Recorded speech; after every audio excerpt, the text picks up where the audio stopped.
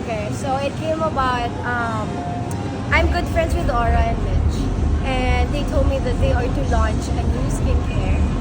And basically, they're like, para ba? Nanay-nanayan ko yung dalawang yan eh. Yeah, at the same time, it just so happened that nung na-meet ko sila, alam mo yung feeling na nag-connect kayo talaga. Tapos apparently, pareho yung gusto namin na maglabas kami ng skincare na talagang it would cater not just kung ano man yung hype or not just kung ano man yung, alam mo, yung sikat, kung ano man yung kailangan, ganyan. Pero kung ano lang talaga yung dapat. So, basically, they told me all about it when it comes to the formulation. So, doon ako sobrang naging supportive sa kanila in a way na, yun, when they told me na, they asked me actually if it's okay for me to become the brand ambassador of the brand that they are gonna launch. Siyempre ako naman, tuwang-tuwa ako dahil may isang company at may isang product na talagang nagkikater ng 100% transparency of all of the ingredients na kailangan.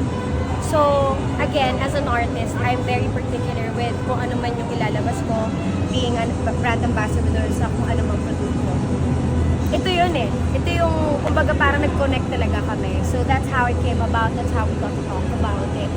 And, yeah, I'm actually excited not just as an ambassador, but I'm also excited to be able to share it with the people around.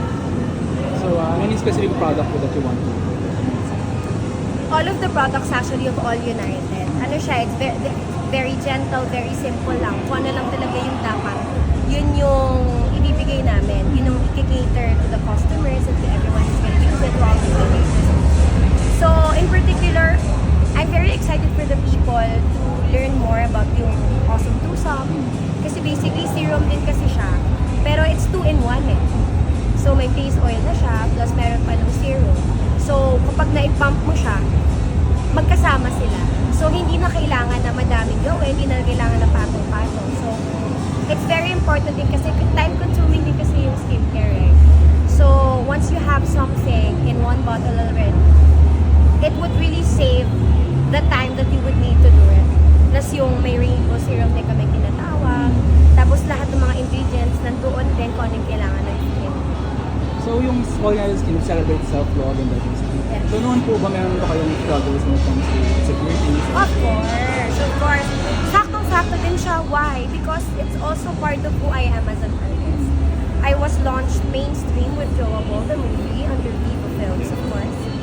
And that is basically how I would want people to represent the people. Na, alam mo yun, it's, kumbaga sabi din kasi nila, unconventional leading lady.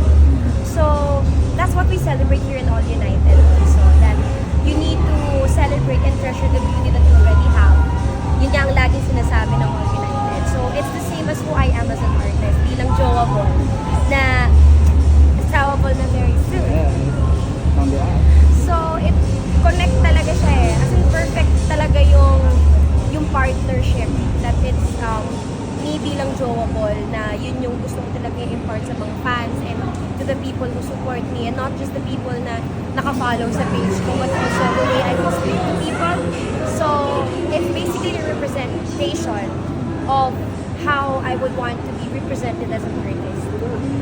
So, lastly, do you have any empowering message for anyone who struggles sa kanilang insecurities? Well, sa lahat naman kasi ng mga tao pagdadaanan niya, we would always have that struggle when it comes to yung pagkatao mo, yung individuality, whether it be something outer or inner. Those struggles, it's okay to embrace it at times. You need to acknowledge it. You need to know that you are going through that phase of your life because after that phase of your life, you would be stronger. So, wag mo siyang ibaliwala. Isipin mo kung ano ba yung struggle ko ngayon, bakit ganito, bakit yung iniisip ko.